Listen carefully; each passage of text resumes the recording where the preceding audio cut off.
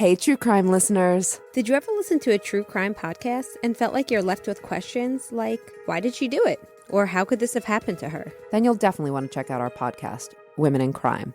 I'm Amy Schlossberg. I'm Megan Sachs. My co-hosts and I are both criminologists. We've spent our entire careers studying crime and both have firsthand experience working within the criminal justice system. Each episode, you'll hear a new female-focused case or topic, deconstructed by experts. You'll hear the stories of these women, but you'll also learn why these crimes happened and whether or not the criminal justice system got it right or not. Crime is different for women. Come listen and learn why. As each episode, we talk women in crime all of the time. So hit pause and subscribe to Women in Crime today on Apple, Spotify, or wherever you get your podcasts. That's Women, A-N-D, Crime.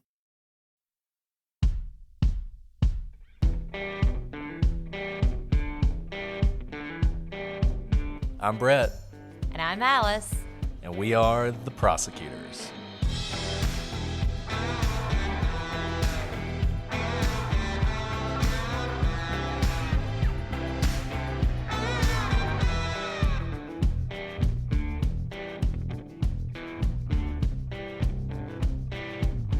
Today on The Prosecutors, we continue our investigation into the murder of Laci Peterson.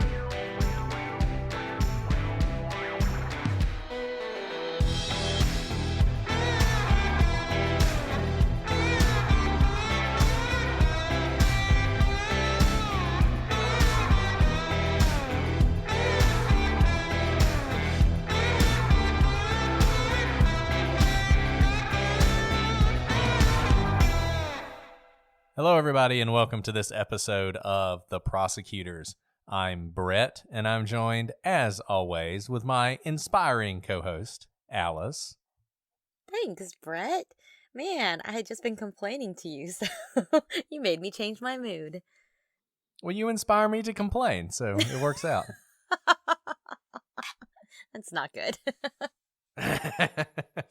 Well, I'm just kidding, Alice. I'm working in my last bits of like the holiday season. I baked another batch of pumpkin chocolate chip cookies just to like get it all in. Wow. I just thought you should know that. Chocolate chip cookies. Oh, they are good. That sounds amazing. I'm not going to pat myself I wish I was going to work tomorrow. I know. I'd like make you bring some to me. Sorry. Maybe I should go into work. Are you going into work tomorrow? I think so. Yeah. Huh. Are you bringing cookies? Yeah, you're going to come? I'm going to have to swing by. Yes, Alice and I, as we are recording, it is almost the new year. You guys, by the time you hear this, we'll be well into 2021, and you'll know whether or not it's better than 2020. Let's cross our fingers. January's not looking great, guys, but, I'm going to hope. I'm going to hope that it gets better. We're on, the cusp of another roaring 20s when everybody's leaving behind this pandemic, and it's going to be one long celebration and prosperity and happiness and everything else. So let's all hope for that's, this is our, you got to go through the pain before you see the gain or whatever. I don't know. That's my hope. That's my hope for the new year. My New Year's wish to you guys. But good, bad, or indifferent, you still got our podcast, and we are still talking about the murders of the murders of Laci and Connor Peterson. This is our third episode. The first episode was more background, sort of setting up the story for you.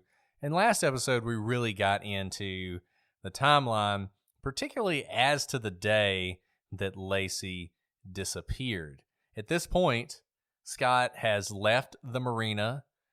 He has called Laci. We played a voicemail message that he left for Laci and spent some time talking about that last time. So I think the best thing to do is just to jump right back in with the timeline on that day, December 24th, 2002. Right. So to remind you, that voicemail we last heard was about 2:15 p.m. on Christmas Eve. Now, at about between 3:25 and 4:12 p.m., we know that Scott said he pulled over for gas at a Chevron in Livermore, and he called Laci again. Bank records show this purchase was at 3:25 p.m. Scott makes another call to Lacey's cell phone at 3:52 p.m., but this time he doesn't leave a message. And it's a 48-minute drive from the Chevron to his warehouse, according to Yahoo Maps.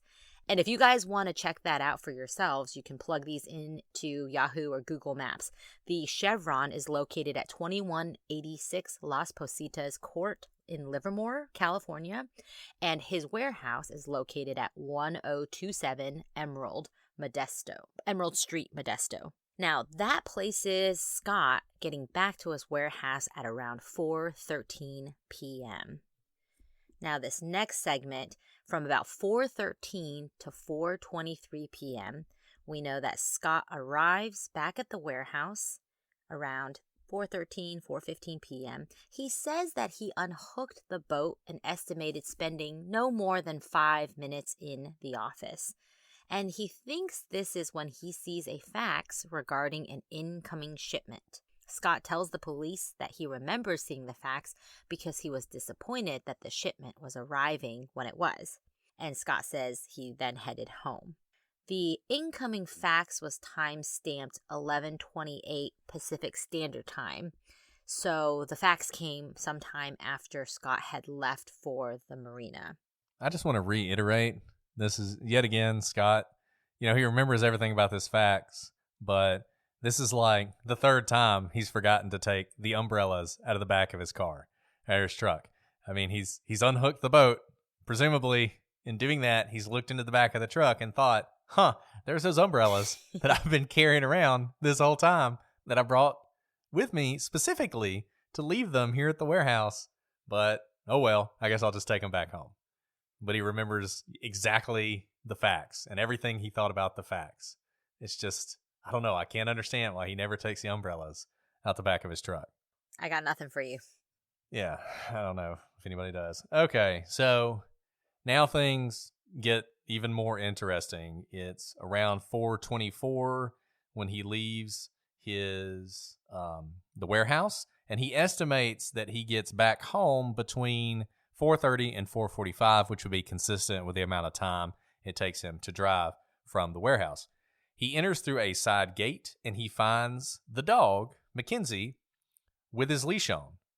Scott removes the leash and puts it on the patio table. Now remember, this is consistent with what the neighbor said, that she found the dog wandering around.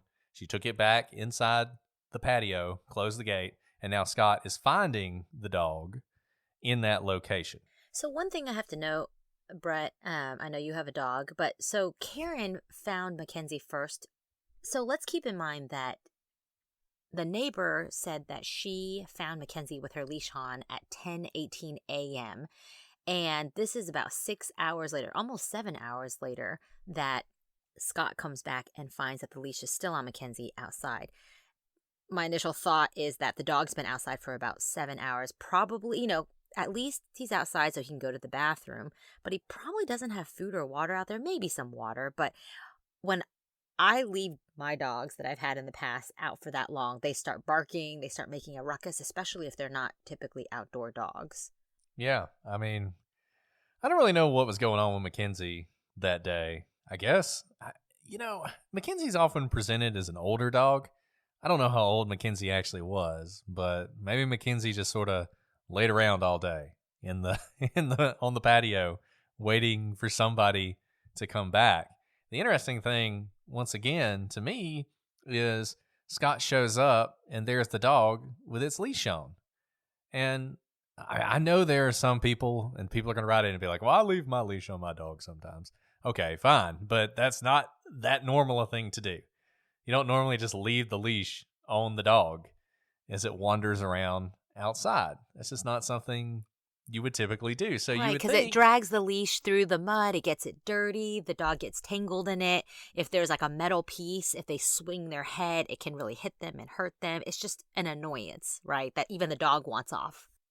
right. And you think Scott, when he saw that, would think that was weird. I mean, I thought, frankly, that the neighbor would think the same thing, but here it's even worse. It's his dog. He would know whether this is an ordinary thing for Mackenzie to be wandering around with his leash on. It certainly strikes me as strange. It doesn't seem as though it struck Scott as strange necessarily. In any event, he enters the home. The dog runs inside. They also apparently had some cats. Cats run in too. Scott sees the mop bucket, which he empties. He says he was afraid the cats might drink out of the mop bucket. I'd be more concerned the dog would drink out of the mop bucket, but that's just me.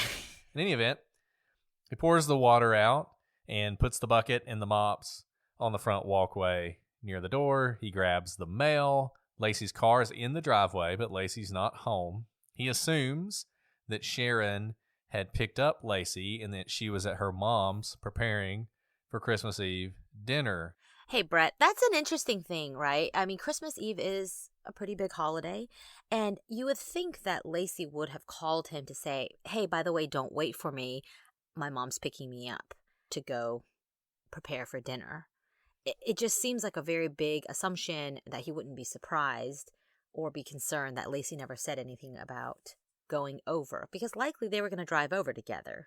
A normal person in a normal relationship would be very concerned at this point. You know, this story does not go the way I think it should go. If it were me and I had called my wife multiple times and not heard from her, number one. Number two, she's 8 months pregnant. Number three, I come home and my dog is wandering around outside with his leash on and her car's in the driveway and she's not in the house, I would be really worried. I'd be kind of freaking out at that point. You know, there's no reason for him not to be concerned. You know, this isn't, you remember Amy Bechtel's husband, you know, when he got home from rock climbing, he did not necessarily think that Amy should be there because he knew she was going to go on a long run. But it wasn't very long before he started to get concerned that she was missing. And he turned down some offers to go have pizza and various other things because he wanted to wait for her to get home. He didn't want to freak out about it, but he was getting concerned. Scott, you know, he doesn't seem to have any concern.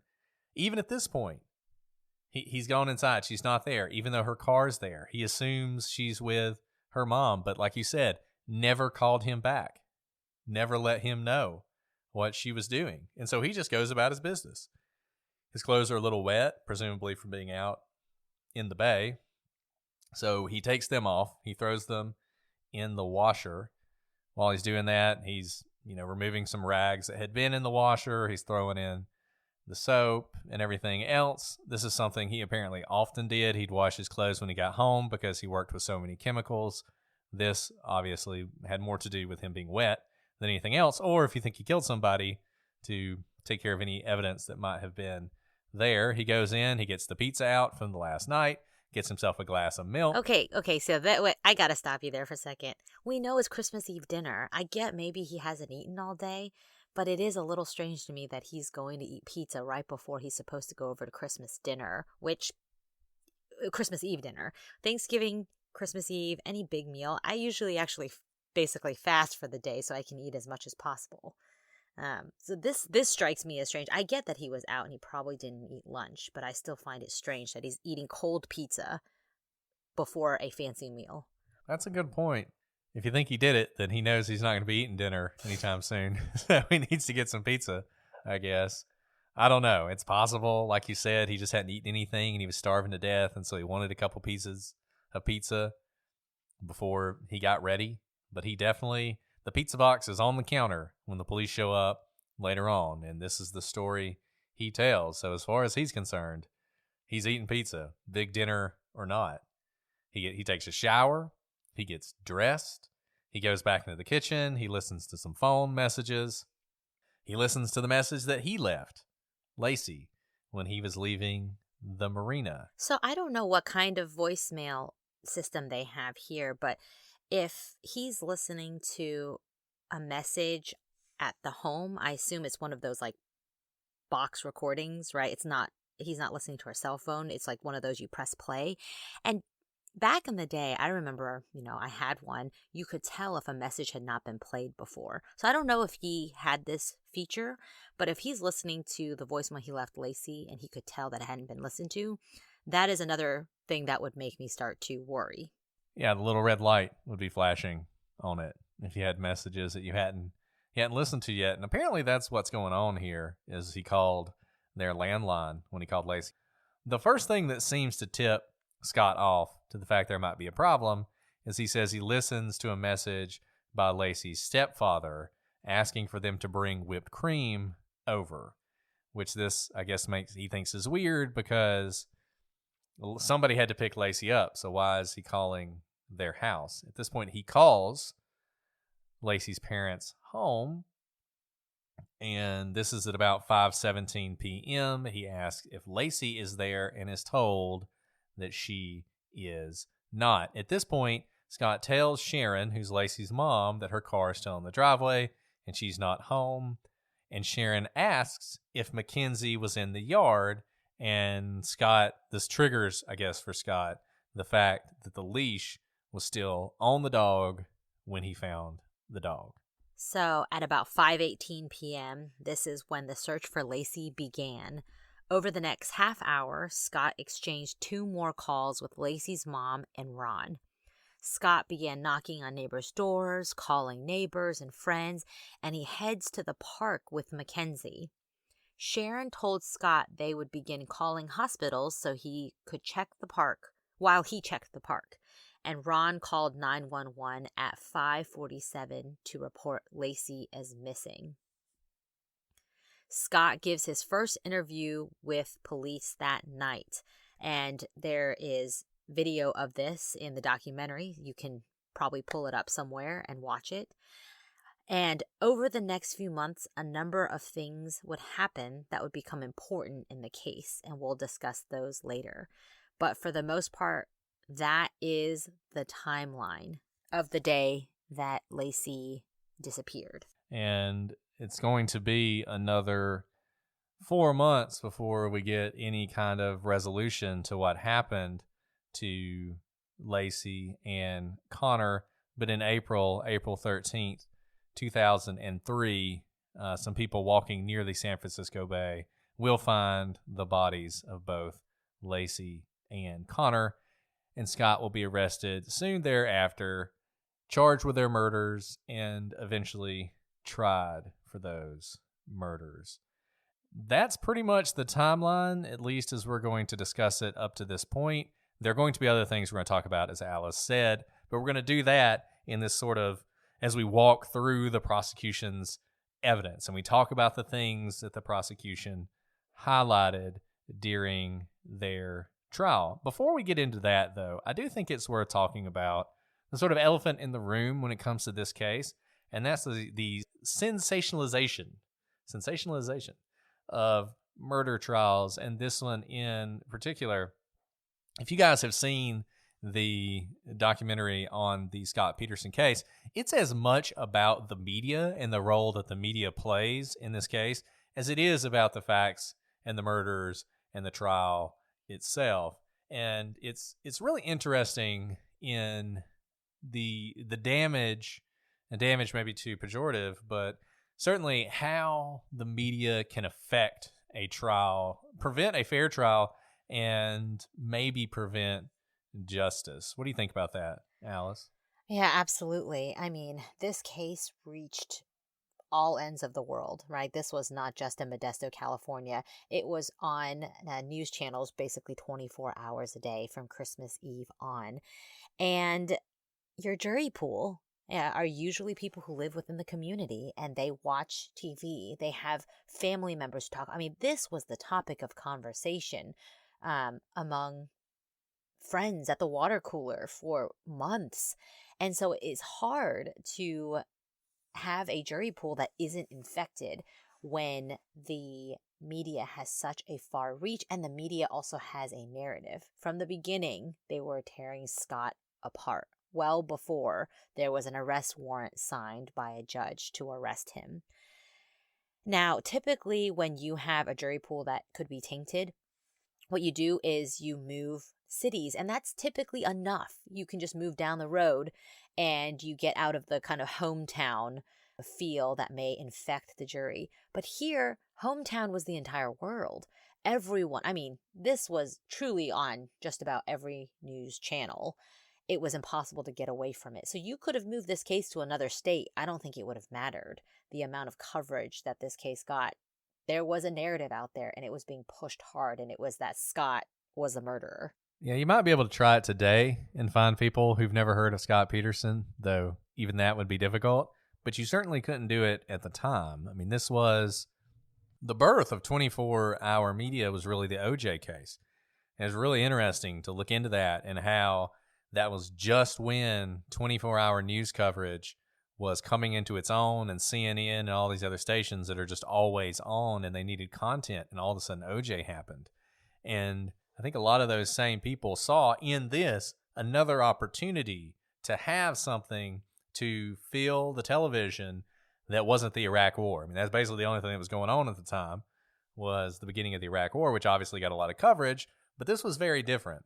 And it was something that you could change things up, and you could fill as much time as you wanted. But in doing that, you get a lot of speculation, and you get a lot of rumor, and a lot of innuendo, and a lot of false facts come out. People believed, one of the ones they point to in the documentary so much is that the whole house smelled of bleach when the police showed up. And apparently there's no record of that. Nobody actually ever said that. So nobody knows where that came from. And it's probably just an outgrowth of the fact there were some mops. And so somebody said, oh, the whole house smelled of bleach. And that became part of the story. And if you're a juror and you're walking in and you're trying to stay unbiased and you want to give this man a fair trial, but in the back of your mind, you're thinking about that bleach, and you're thinking, well, I'm going to give him a fair trial, but man, the whole place smelled of bleach. There's a reason there's no physical evidence, the bleach, right? And it's difficult to get past this. I'll say this, I think juries try really hard, and jurors try really hard to set aside those things. But I don't know that it's impossible. I don't know that it's possible to do it entirely. It's just not human nature to be able to segregate facts in your mind that effectively. But be that as it may, Scott was going to have a trial. And one way or the other, the state was going to put on its case, and he was going to put on his defense. And it took jury selection in this case. Took forever for this very reason. Because they were attempting as best they could to get a jury that was not biased. And we're going to talk about the jury a good bit in this case. It becomes important as we go along. It's the cornerstone, really, of some of Scott's appeals in this case. Whether or not that really affected his trial is something we'll get to later. For now, let's go ahead and talk about the trial itself. And we're going to start off very much from the perspective of the prosecution, what the prosecution put on, what the defense said in response. And then at some point, I don't know that we'll get finished with this today, we'll move on to the defense side and talk about some of the defense arguments that the defense made in trial. Right. So the prosecution's case against Scott is a pretty simple theory. Their general theory is that Scott murdered Lacey on December 23rd, and then he dumped her body into the marina the next day. And that's basically it. Now, the problem is there isn't a lot of direct evidence of that taking place, right? We have Scott speaking to the police the night of December 24th, and he has an alibi, and he also has corroborating evidence, right? Remember that time-stamped receipt from when he bought a parking ticket at the marina. He has the voicemail time-stamping his day, his day throughout the day. And there's just not much known about that day except for what Scott says. And we're going to talk about, as we walk through this, some of the concrete evidence, some of which is actually concrete, that the prosecution had in this case. But, and maybe this is something to talk about at the very beginning. We've talked about this in other episodes, but for those of you who haven't listened religiously to all our episodes, this is not a direct evidence case. There are no witnesses who saw, Scott dumping a body into the bay or murdering Lacey. And the circumstantial evidence that we have here is of really the traditional variety of circumstantial evidence. So DNA, blood, fingerprints, those are all circumstantial evidence. Those are pieces of circumstantial evidence. Usually, all circumstantial evidence is evidence from which you have to draw an inference. So if you see someone shoot someone, you don't have to draw an inference from that. You just saw them shoot them, right? So that's direct evidence. If you get up and testify about that, that's direct evidence. If someone's fingerprint is at the scene, the inference you draw from that is since their fingerprints are there, they were there. You didn't see them there, but you can assume that's true because you see their fingerprint. The example people use again and again, and we've used it before, is you're in an office building, there are no windows, you're working one of those terrible jobs in a closet, and as you get ready to leave, everybody who's walking into the building is soaking wet. You don't have to see it raining outside to know that it's raining. That's what's happening, and that's circumstantial evidence. And in this case, trials can be all sorts of things. Trials can be just like one huge piece of evidence. You got the video of the person committing the crime. That's a huge piece of evidence, and you just sort of put that out there and say, look, here's the huge piece of evidence. Do what you will. This case is more like a mosaic. It's all these little pieces of evidence that when you put them together, the prosecution wants you to see a picture. And the picture they want you to see is that Scott Peterson killed his wife. And that's what you have here. So you have to think about this case in total. You got to think about all these little pieces of evidence and whether or not at the end of the day, when you put them all together, you can say that Scott killed his wife or not.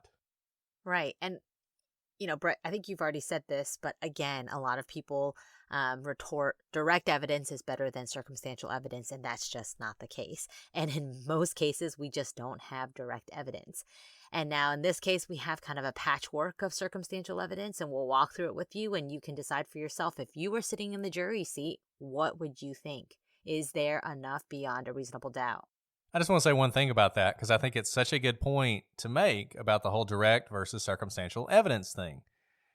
You guys know we're fans of Maggie Freeling's Unjust and Unsolved podcast. If you listen to her show, the number of cases in which they have direct evidence that the person did it, they have an eyewitness, they have an identification, that later falls apart. It's almost all of her episodes. So, this notion that a circumstantial case is somehow inferior to a direct evidence case, it's just wrong. It is fundamentally wrong. And when you hear a defense attorney, because it's usually defense attorneys, on one of these podcasts or documentaries saying, well, all they had was circumstantial evidence, they're playing you because they know as well as we do that circumstantial evidence can be very powerful. And legally just as sufficient.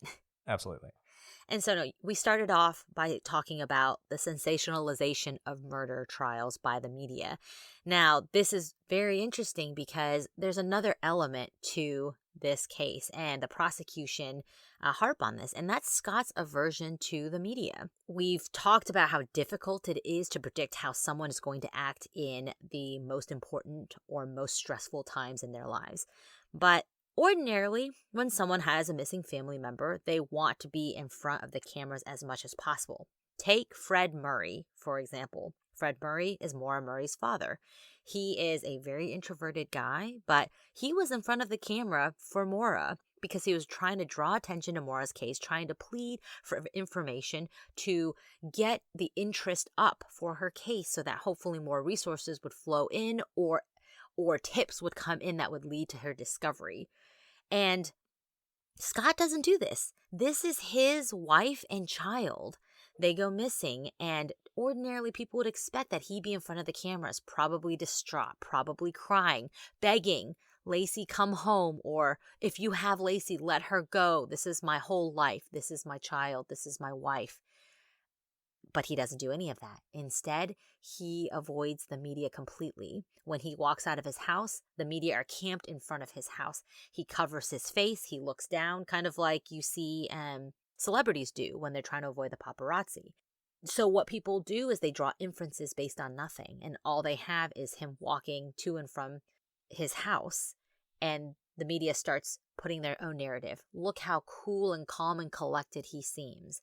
And that's really hard because we'll see this later, but even if Scott talked to the media, they're going to warp it to fit their narrative as well. So it's kind of a damned if you do, damned if you don't sort of situation. I don't know, Brett. I mean, in this case, I really do think it hurt him from the beginning because he never had the initial sympathy factor. And so the media turned on him on a dime. Right. And I kind of leave it to you guys out there to decide what you think about this. The fact of the matter is, we have said this a lot of times, and I think it's true, and we're not backtracking on this. It's just really difficult to draw anything from the way people act. As Alice said, there certainly became a point for Scott where it didn't matter what he did. Whatever he did was going to be bad. I do think arguably in those first few days, Scott was not in that position. He still could have been the grieving husband looking for his wife. Now, he never plays that role. I don't know how that cuts. Because you could say, look, that shows he's not guilty, because why would he act that way if he murdered her? If he murdered her, he'd be all crying in front of the cameras or whatever. And I think that's one reason it's really hard. It's really hard to put any value on this or not. But I think Alice is right. This, from the very beginning, the media in particular started to hone in on Scott and say that he was guilty. And they did it as much on feeling as anything else. And you see that if you've seen any of the coverage of this case. I mean, you can see that again and again and again. And maybe the media was right, but we're going to talk about a lot of evidence in this case. And I think if you're going to decide whether or not Scott did this, better to decide based on that evidence than how he acted in front of the media. The other thing that the prosecution put on that we also have talked about and can be problematic is Scott's general demeanor in those first few days. And once again, we're just going to present this to you, how he acted. You can decide how much weight you think it has, and if this is just one of those examples of how people act differently in different circumstances, or if you think this is a situation where you really can read something into Scott's behavior. If you've seen the video of the interview that he has with the police, he is relaxed. There's no question about it. You know, you watch that video, he does not, you would never know this is a man whose 8-month pregnant wife is missing. Yeah, You he's see even him drinking a coffee. cup of coffee. Yeah, he's just drinking a cup of coffee. You know, for a conversation. and I've got, again, you know, we've talked a lot about this. Everyone acts differently. But you know, one thing that I try to avoid doing when I'm in a stressful situation in court. So for oral arguments, or if I'm, up at the podium, speaking, trial, whatever it is, if I know I'm going to be nervous, I actually make it a point not to have any cups near me, because if I'm nervous, my voice may not seem nervous, but I know my hands will shake, and water will show the slightest movement. And exactly, or no, even just the slightest movement, because I don't want anyone to perceive me as nervous. Even if I look calm, I know that any amount of movement will move that water. So I myself actually avoid having cups of water or cups of liquid around me when I have to give speeches or appear in court during a stressful situation. And I just find that interesting because he's drinking coffee, and from it you can tell his hands aren't shaking. He's totally relaxed. Now maybe he needs coffee. I live on coffee, so I can sympathize with that. But that is a very relaxed mood to take. Think about it this way, Brett. If you were going to talk to our boss or someone important, maybe an elected official, someone who's more important than me, right? I don't wear hats. I don't carry drinks or food during it, because I'm trying to be as professional as possible. This is really important, you know? This is a conversation about your missing wife. It's important for two reasons. Number one, Scott's no fool. He knows if something happened to Lacey, he's going to be the first suspect, whether he did anything or not. And number two, he wants to find his wife. Assume he's completely innocent. Even more reason for this to be critical. You know, this is like a pound the table. Why are we in here? Let's go find my wife type situation. Once again, maybe he just reacts differently to different circumstances.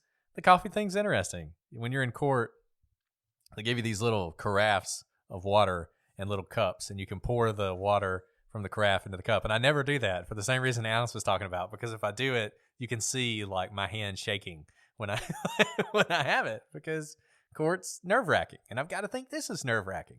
But you do not see that from him.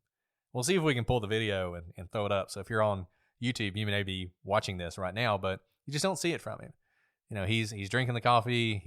He's sort of relaxed. He's kind of leaning back, not showing a lot of emotion in this video. He doesn't show a lot of emotion at the press conference. Once again, he could be a stoic guy, but he never breaks down. It never seems as though he cries or upset. He's not grilling the police about what they are doing and whether they have updates. And honestly, if you've watched the documentaries, Lacey's non-blood relatives, so like his relatives, his sister-in-law, they seem more upset to this day that Lacey was missing than Scott did at the time, for whatever that's worth. And it becomes a thing, and it's a thing that's testified to in court. So that night, you got December 24th. This is the first search when they're first looking for Lacey. And I don't know what Sharon was thinking, Lacey's mom. I don't know what she was thinking at the time. I don't know if she suspected Scott or not, but she certainly noticed that he wasn't acting how she would expect. She talks about during the search is starting and she first sees him and she goes up to give him a hug and comfort him, and that he kind of moved away from her. He didn't want her to touch him. And she also said that he avoided eye contact with her. Lacey's brother talks about how Peterson sort of wandered off by himself and also wouldn't make contact with him. Peterson and Lacey's brother had a really good relationship. They were really good friends. But Scott, he never spoke to him that night. It's weird. You know, other family members talked about this, how he wouldn't look at them, even though he had been sort of this boisterous guy who had a connection with these family members. This could go one of two ways. Either it's because he feels guilty, or he didn't have time for that. That's a possibility. He's so focused on finding Lacey that he's not going to be doing these sort of things. He's not there for chit chat. He's not there for hugs. He's there to find Lacey. And I will note that, you know, to give him the benefit of the doubt, these things were not brought up by the family immediately, right? At first they were on, you know, we are a united front. Scott had nothing to do with this. Sharon never mentions this. And it isn't until Scott really becomes a suspect, or really I think his continued lack of emotion, that Sharon and Lacey's brother Brent then look back on the night that Lacey went missing and said, you know what, he was acting weird that night. So I do point out that they didn't say immediately that he wasn't acting in the way that they expected. It wasn't until later on, and it might be hindsight 2020, or it might be shaded by the fact they now think that he is guilty of killing their daughter and sister. Now, one conversation that I think is a little bit more solid and you can draw something from is a conversation that Scott had with his father-in-law, who was Lacey's stepfather, Ron Gransky. Now, interestingly about Ron's a fisherman. Ron likes to fish. He knows about fishing. So even Scott has said that in subsequent years that one of the reasons he bought the boat was because he thought he could get closer to Ron and they could go boating together or something along those lines. In any event, that night, Ron asked Scott if he had gone golfing that day because he knew that had been Scott's plan. And Scott told him, took a pause and said, no, I actually went fishing instead. And he told him what time he left to go fishing and what time he was at the marina. And this surprised Ron. This was something Ron remembered because as a fisherman, he was like, what in the world would you be fishing for at that time of day? For those of you who are fishermen, you know, it's kind of like the best times to fish are early in the morning and late at night, or right as the sun's rising and right as the sun's setting. If you've ever been out on a lake, you can actually see the fish sort of come to the surface at those times of day. And so that's a really good time to fish. But, you know, Peterson's out there in the middle of the day, which, whatever, but it struck Ron as strange. And when he asked him what he was fishing for, Scott just walked away from him and didn't respond. And Brett, to talk about the time of day, this is where, if the best times of day are when it's darker outside, it would also make sense that would be a better time to dump a body. There are fewer people. Maybe it's harder to see out there. It is Christmas Eve, so maybe earlier in the morning, fewer people are out there. I guess it could cut the other way, that if that's the best time to fish, there are more boats out on the water. But it would be pretty risky to be dumping a body into the bay in the middle of the day, broad daylight, right? Yeah, if you think Scott did it, you have to assume that his thought process was, if I take my boat out in the middle of the night or early in the morning, maybe somebody will think, oh, you were definitely dumping a body. But if I go out there in the middle of the day, I can sort of get away with it without anybody. Who would do that, right? Like, there's so many things that happen in this case that I don't know if they cut against Scott being the killer or if they just show how premeditated this was. There are so many moments they're like, who would do that? Who would kill their wife and then leave this message saying like, hey, sweetie, hey, beautiful, do this, do that. Like, who would do that if you just dumped your wife's body in the bay? And the answer is a calculating killer who's really playing this out and wants to make sure he doesn't get caught. So I don't know. I think it is an interesting question. It seems to me to be an incredibly dangerous thing to take a body into the middle of the bay in the middle of the day and dump it. Now, it was Christmas Eve. There wasn't anybody else out on the water, but you're right there. You would think if you're going to dump a body, you wouldn't do it at essentially noon. If you're looking to streamline your audio advertising buys and maximize your revenue, look no further than Triton Digital's programmatic audio advertising exchange, A2X. The private exchange consists of only licensed broadcasters and top-tier internet radio publishers, assuring the quality inventory and brand safety you can trust. Visit www.tritondigital.com to learn more. In addition to that, another interesting thing about this is Peterson tells Ron that he went fishing, and he tells the police that he went fishing. But for reasons that are unclear and are kind of confusing if you think he's some master criminal, he tells Sharon's cousin, Harvey, who was also there looking, that he went golfing that day. And he also told a couple neighbors that he was golfing all day, which is unusual. It's unusual that he would mix that up, right? Like, why would he tell people he went golfing? Why would he tell half the people he went golfing and then the important people that he went fishing? I don't know how significant this is. Honestly, it seems like more of a mix-up to me. I just don't understand what his criminal motive would be for telling some people he went golfing. It's just a weird mix-up. You don't mix those things up. That's true, but especially if you've already told the story. If you've already talked to the police, if you've already told Ron, you wouldn't.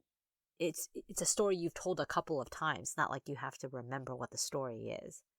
Unless he told those people that he went golfing earlier in the day, and then later on when he starts getting interrogated, he's like, I can't be caught in a lie. I need to tell them what I was actually doing. That's a possibility too. There was another individual who was there that day, a neighbor, Sandy Rickard, who said that Peterson just kind of walked up to her, put up his hands, and volunteered, I wouldn't be surprised if they find blood on my truck because I cut my hands all the time.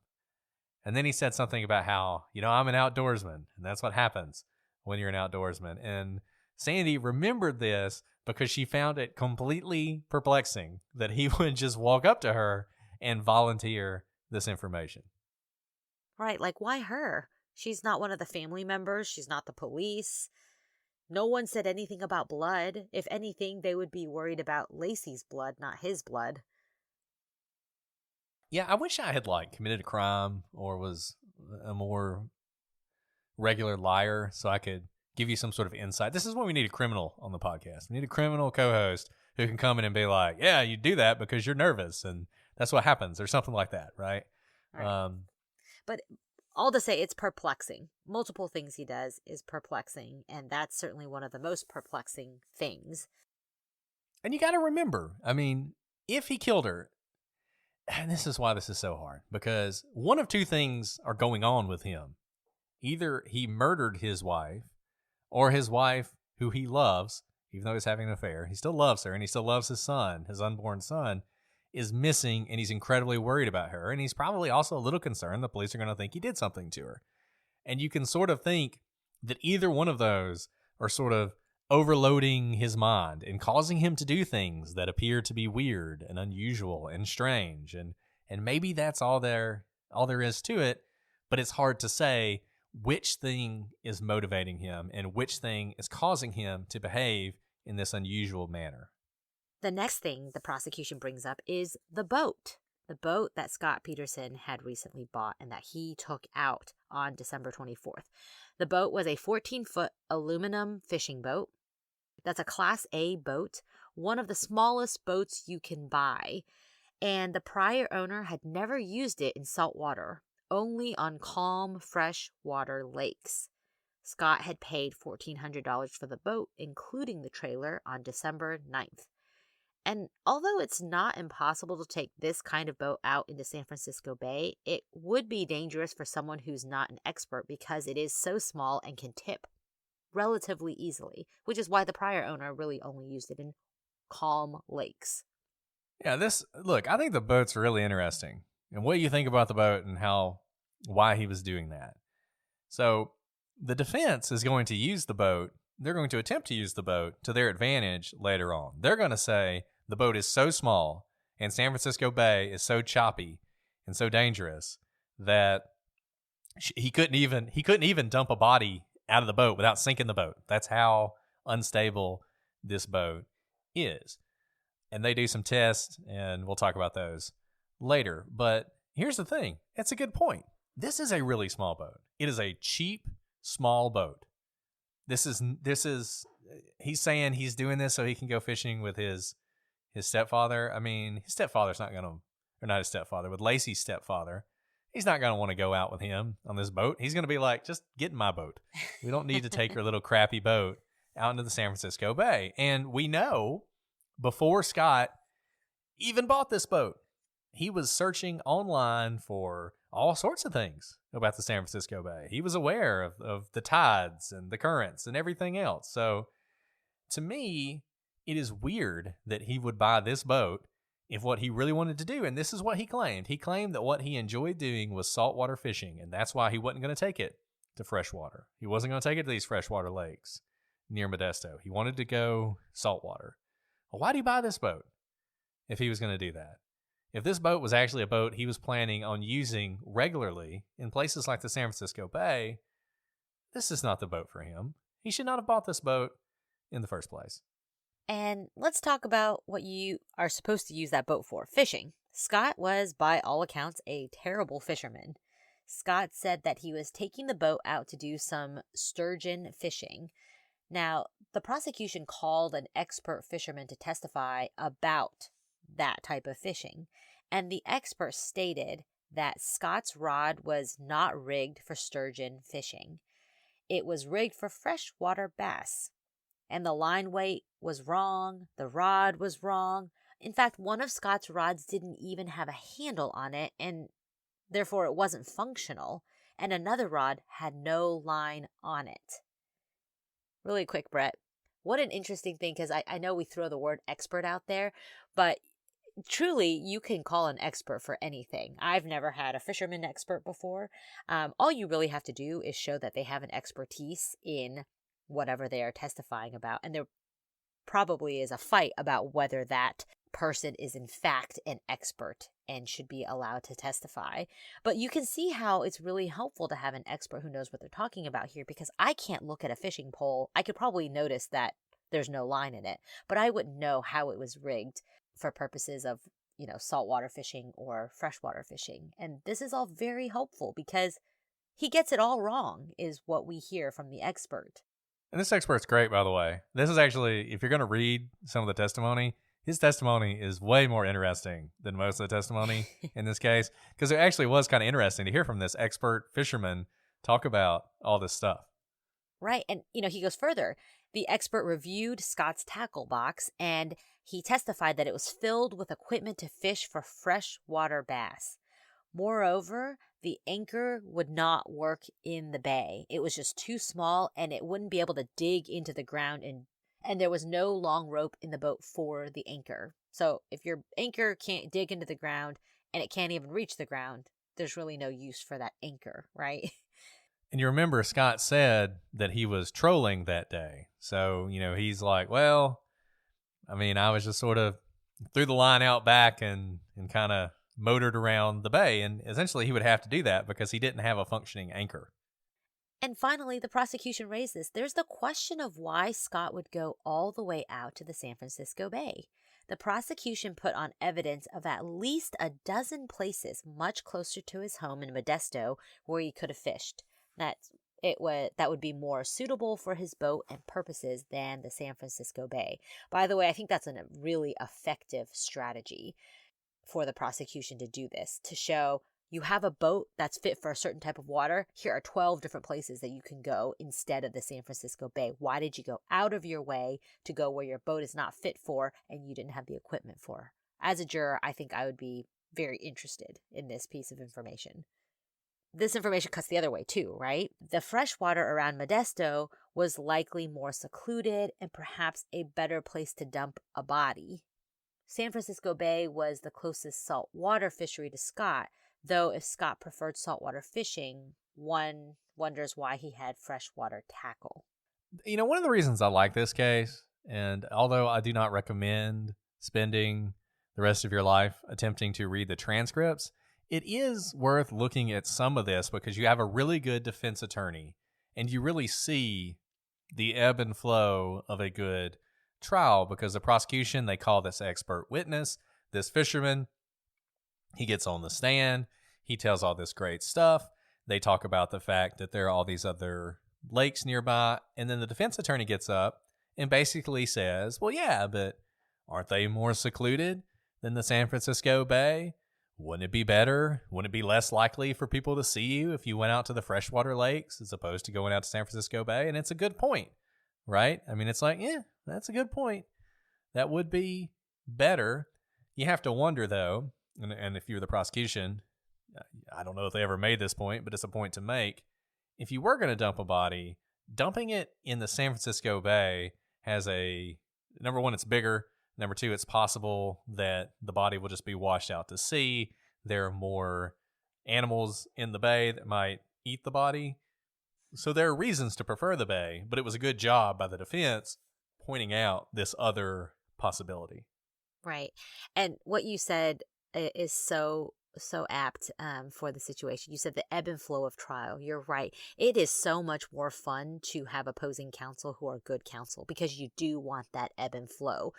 Because even if the defense doesn't point it out, there is probably a juror who's thinking it, and you want that ebb and flow to come out so that you can respond to it as the prosecution, as the defense. You want them to basically lobby it up so that you can then give your answer as to why that's not true, right? So Brett just did that right there. So sure, it's more secluded, but it's also closer to their home, more suspect. Why would those are probably the first places that would be searched because they're close to the home, whereas the San Francisco Bay is farther away. And you also have to wonder, if Scott did this, it's possible he made sort of a decision that day. It's possible that initially he did not plan on telling the police that he went to San Francisco Bay and that's where he was. It's possible that he did not intend to do that, but maybe people saw him there, or he made a decision at some point. They'll never find the body. It's better just to say I was out there because then nobody can question that. Nobody can say we saw Scott Peterson down at the bay, right? And so I don't know exactly how that came about and how him admitting that came about. But if initially he intended to stick to some story about he was playing golf, then it makes even more sense to go all the way to San Francisco to dump the body because, like you said, it's farther away from you. It's farther from home. It's easier to explain, maybe, if the body turns up than if it turns up in the secluded lake where you're the only person who was there. So, a couple interesting things that we're going to talk about, and then we're going to go ahead and shut down for today. And this one is really important. And it's something I want you to think about both through the rest of this podcast and whenever you're watching or listening to people talk about this case. And it's the clothing that Laci was wearing that day on the 24th. Scott told the police that Laci was wearing a white blouse and black pants, which is what she was wearing on the 23rd. But when her body was found, she was wearing tan pants. Now, what's interesting about that is most of the stories that you hear from people, one thing we're going to talk about at some point is all the sightings of Laci and how people always say, how could Scott have killed Laci when she's sighted in all these different places after he supposedly killed her? And in almost all those stories, the people who claim to have seen her say that she was wearing a white blouse and black pants. It fits with what Scott says, but it doesn't fit with what Laci was wearing when her body was found. And you have to wonder, if Laci wasn't wearing those clothes that day, then what's the story? What does that say about those sightings? How did she change clothes? Was she wearing those clothes and then suddenly the burglars or whoever kidnapped her allowed her to change clothes into her tan pants? But here's another interesting thing. The black pants and blouse were found in Laci's home, hanging up. And in fact, the defense used this fact as an argument that she wasn't murdered on the 23rd because those were the clothes she was wearing then. And if she had been murdered then, she would have been wearing those clothes when her body was found. So you can't have it both ways. Either she was wearing the clothes or she wasn't. And if she wasn't wearing those clothes, then all of those sightings that you've heard about suddenly become much more suspect. Yeah, I don't know what to do with that fact, Brett, except that she was wearing those clothes on the 23rd, but according to Scott, they did quite a few things once they got home, right? They ate pizza, they watched a football game, and they watched a movie. And if she's wearing a blouse, it's probably not lounge clothes, and even not pregnant, the first thing I do when I get home is change into lounge clothes. And we know what she was wearing because Scott told us. He was wearing her blue sweatpants. That's right.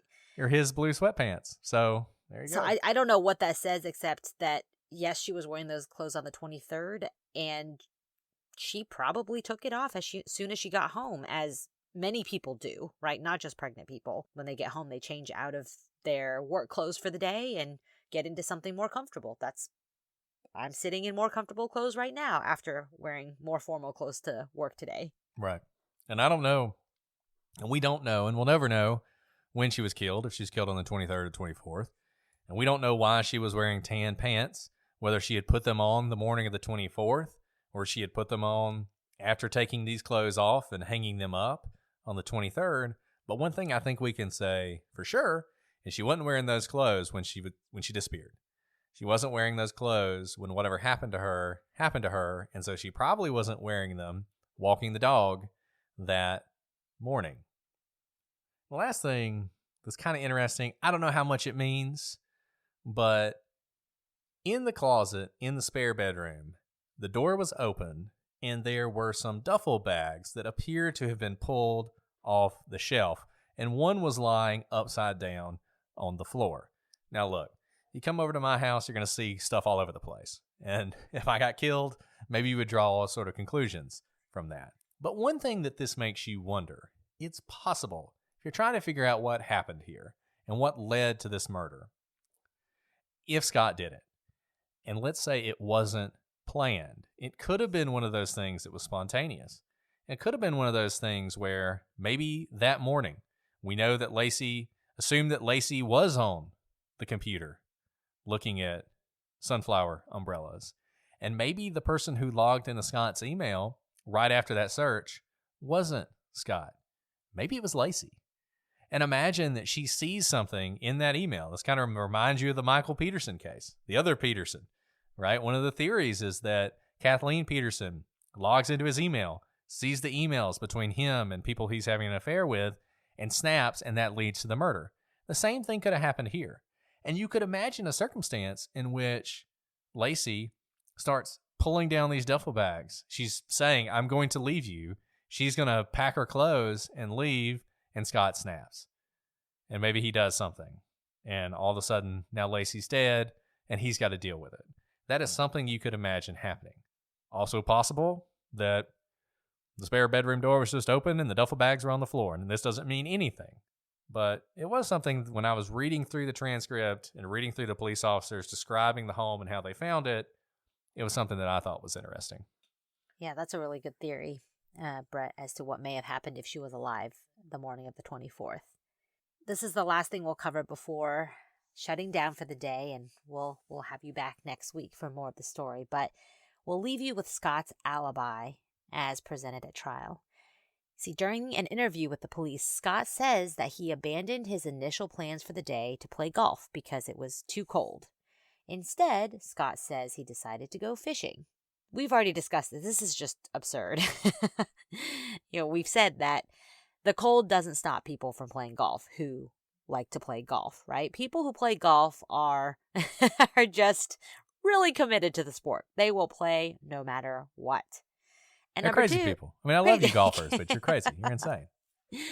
And number two, if it's too cold to play golf, how cold do you think it's going to be on a boat in San Francisco Harbor? It's going to be colder out there. It's going to be windier. And one of the employees at the harbor testified that hardly anyone came down to the marina that day because of how cold it was. Scott was just one of 3 people there that day, and the employee called it a gray, drizzly, nasty day.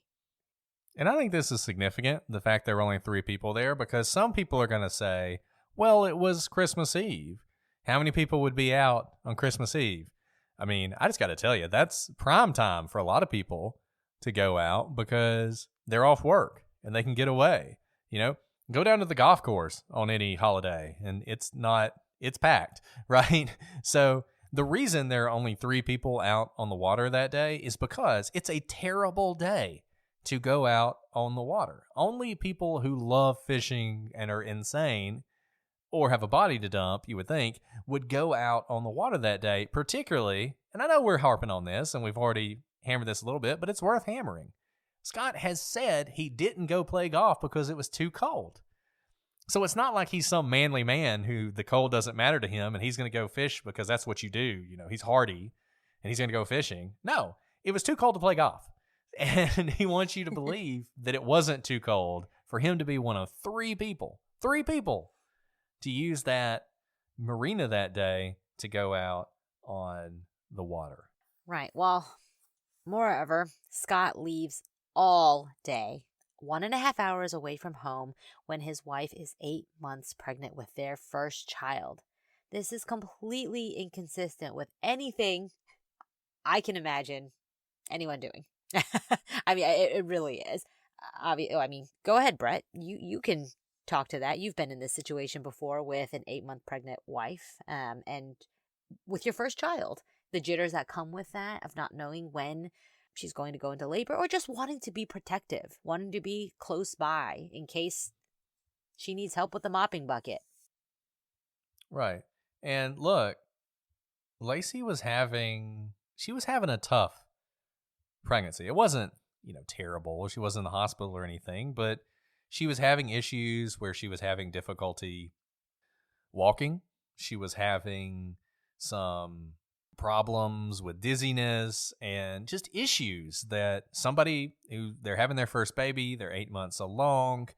These are the kind of problems that people have. So it wasn't as if she was out running marathons while she was waiting to have this baby. She was starting to have problems.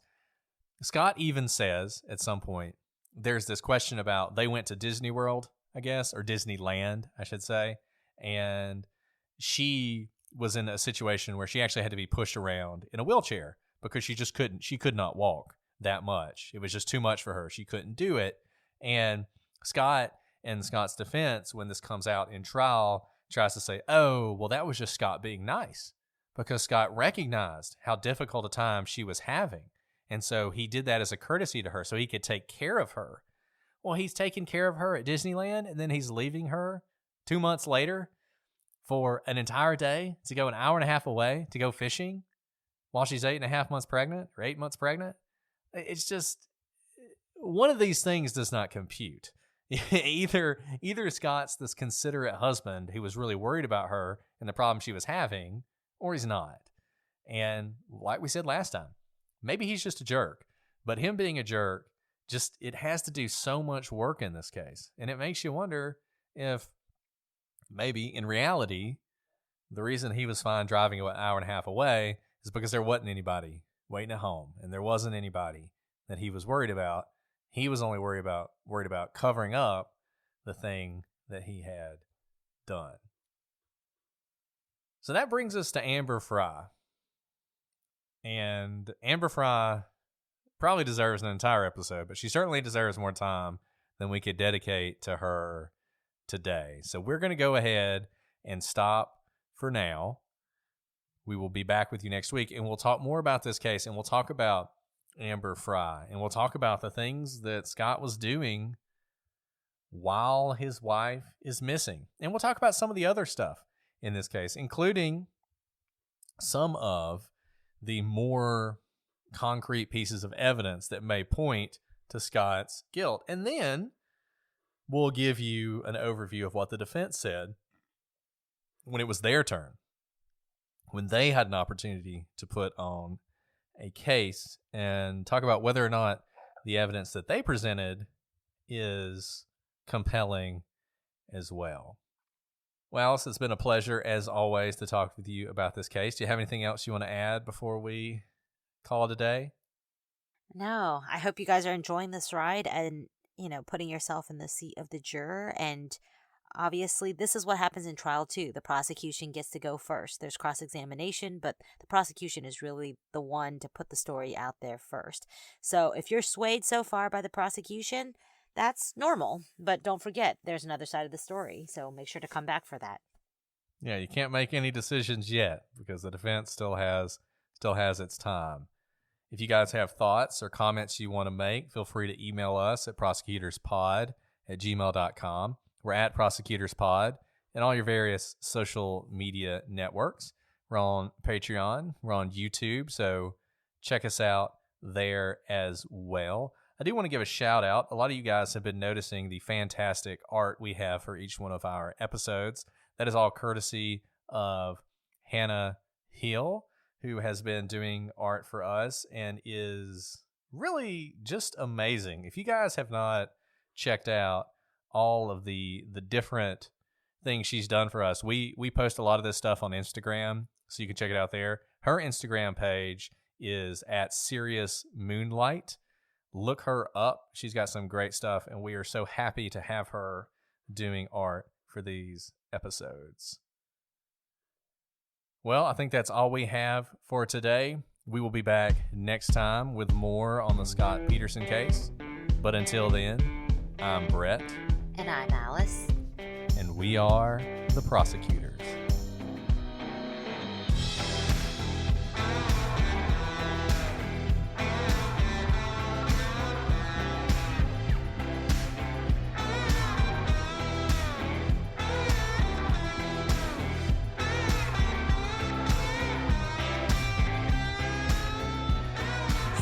Kept waiting for each other to be ready, and when you were like, we were waiting for each other, all I could think of was my favorite comedian. Do you know Mike Birbiglia? No.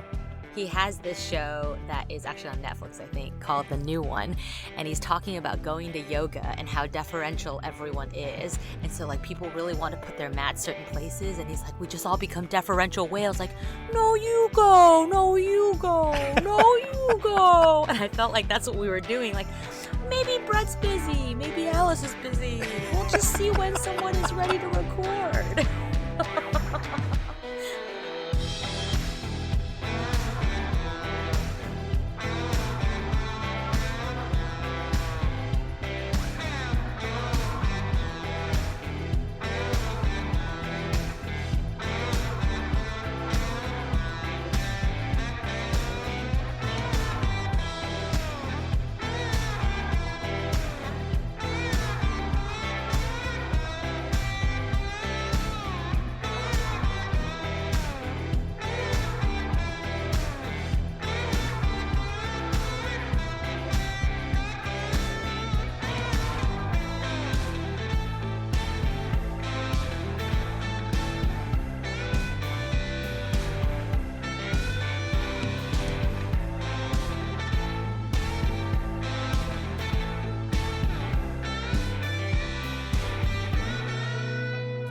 I going to call you today? What do you want me to call you? Do you have any words that you want to be called? Just Alice.